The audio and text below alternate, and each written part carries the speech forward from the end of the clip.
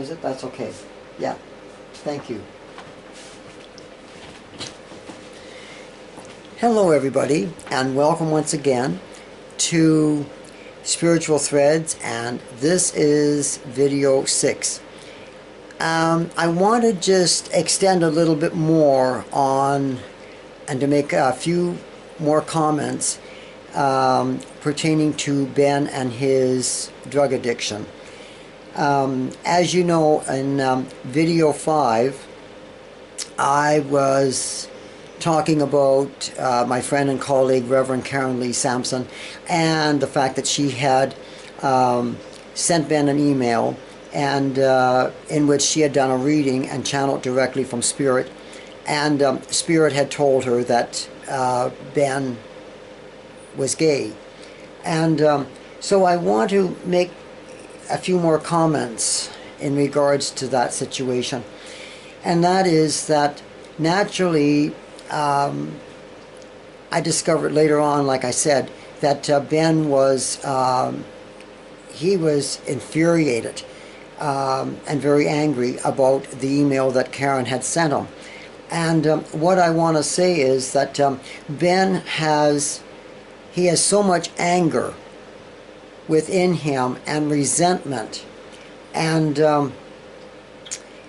what a lot of it seems to pertain to is, as I've said many a times, that with every addiction, there's always a trigger that kicks off an addiction within somebody, and whether it be alcohol, drugs, whatever. And of course, with Ben, over the years and during the time that I've known him, he has always made a great issue out of the fact that so much of his problems that he has been connected with the fact of the passing of his father when he was 9 or 10 years old. And what I want to say simply is this: I've had other clients, and these are men as well, that have lost their mother or their father when they were at the age of 6 or 7 or 8 or 9 or 10 years old, and they certainly didn't turn out to be an addict.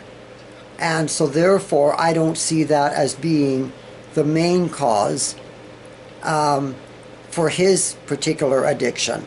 And it certainly can cause an addiction within anybody, but like I said, there are others that have lived through similar circumstances as to which Ben had, by losing a parent, and they did not turn out to be an addict. And I feel that, like I said, there is a trigger that kicks off an addiction. And certainly when it comes to issues that's pertaining to self-identity, those seem to be among some of the major issues of great concern, and shall we say greater contributors to a lot of times becoming an addict. And I also want to talk briefly about Bradley, who was a client of mine. And Bradley actually was a young fellow when he contacted me. He was working in the oil industry, and his father and mother were great people. They were a great family, and Bradley has a brother and a sister, actually. And his situation, Bradley had problems with alcohol, and at one point he was becoming an alcoholic, and also he was dabbling a little bit into the drugs and the drug substances, and these were of course illicit drugs. And anyway, things was kind of getting out of order. He had a few girlfriends in his life, and there was just problems. His girlfriends would, you know, they would have a very brief relationship. All of a sudden, one girlfriend would leave him, he would get another one, the other one would leave him, and this kind of continued. And His father at one point did contact me, and his father had said to me that he was convinced that his son Bradley was gay, and when he confronted his son, which he did at one point, Bradley of course denied it, and Bradley's mother was very open and very flexible to this, and she also had contacted me and said that she had no problem accepting her son regardless of what he was. And so this continued, and then finally, as the time progressed, he continued to kind of go down the avenue of both types of drugs and alcohol, and he was starting to have real problems. So finally he went in and he was treated for drug addiction, and he did kick that habit, but continued on a course with alcohol. And then he was with his third girlfriend. He had talked about, they had talked about getting married and so forth, and his third girlfriend was actually with him for over 3 years, and then finally decided that she was leaving him. And so Bradley got into a very depressed state and was dealing with a lot of anxiety and so forth. And so at that point, his mother had called and contacted me and asked if I would start working with Bradley and so forth.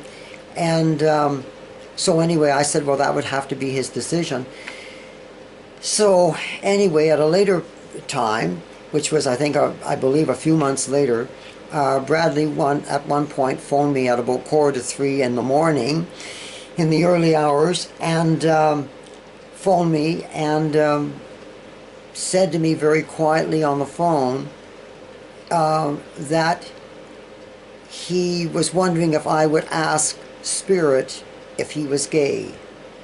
And my response to him was that I asked him, I said, do you really want to know? And he answered and said, yes, he did. So I went in, I done a brief reading for him. I asked Spirit during the session of channeling.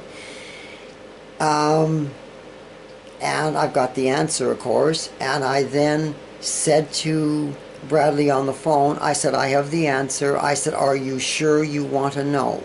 And to that he said, yes, I do. And I told him, I said, Spirit tells me that you are gay, and that you need to accept yourself for who you are and what you are. And I said, Spirit also says that things will not improve at all until you do. And at that point, the phone went dead for it seemed like about 2 minutes. And I had said to Bradley on the line, I said, are you still on the line? Though I felt that he was, because I could hear things in the background.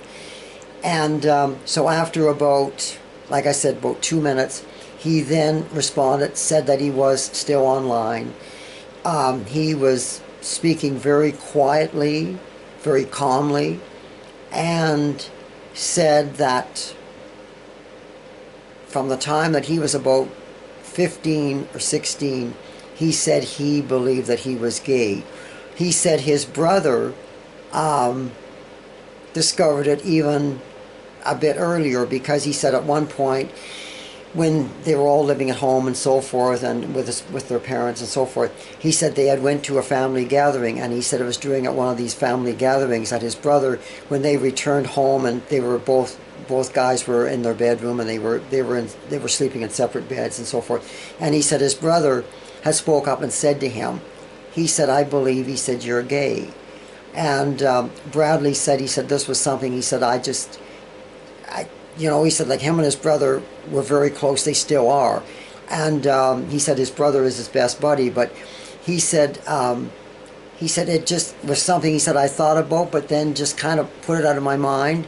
And carried on with life. But he said he realized as he continued to get older that he said that there was just things that was not right. And he said he also felt that, and the reason that he started to drink as he got older, like in his older teens of 18, 19 years old, he said while he was having girlfriends, he said he felt that they were also sensing that he was not comfortable. And, you know, he said sexually, he said there was problems. And so again, he said he continued to ignore it, and he said he was using the alcohol and the drink as a great mask to cover up the real problems that was happening. And so anyway, we had a great conversation, and of course I worked with Bradley for some time after that, and he had a wonderful, beautiful parents, and his mother is very accepting of that. And he said at one point, he said his mother did ask him if he was gay, and he said his response to his mother was, "Would you accept me if I was gay?" And of course she had told him of course she would, and also his father would. But again, he said it was just something that he just felt that he couldn't really deal with. And I will say this in concluding this this particular video, and that is that I feel that with Bradley and Adam and Douglas that have problems with their addictions of being like an alcoholic, is that I feel that it seems to be on their behalf, it's just, and even Ben's actually as a drug addict, I feel that there is such a reluctance, such a degree of reluctance to, shall we say, accept the truth. Also, they have this great quest to continue to cover their own level of guilt, their own self-guilt, and self-rejection of one's true self-identity, and therefore they continue on using the escape route and of getting away from what really is troubling them and what the initial cause of their addiction is, and because they don't want to deal with it, and they feel that and they see the addiction, of course, as providing them with this great, like I said in previous videos, this great shield of protection. It's like it's a shield protection from really dealing with the reality that that pertains to all of them, that pertains to themselves, and because they just have problems, they can't deal with it, and therefore it's much easier to conceal it with their addiction, whether that be alcohol and drugs and whatever. And so anyway, everybody, this concludes video 6, and before closing this session, I just want to again remind everybody that if you haven't as of yet picked up a copy of my first book titled Standing in the Shadows of Light, available at Amazon.com and Barnes & Noble, by all means do so today. Anyway, everybody, take care, keep safe, may God bless, and I'll see you soon.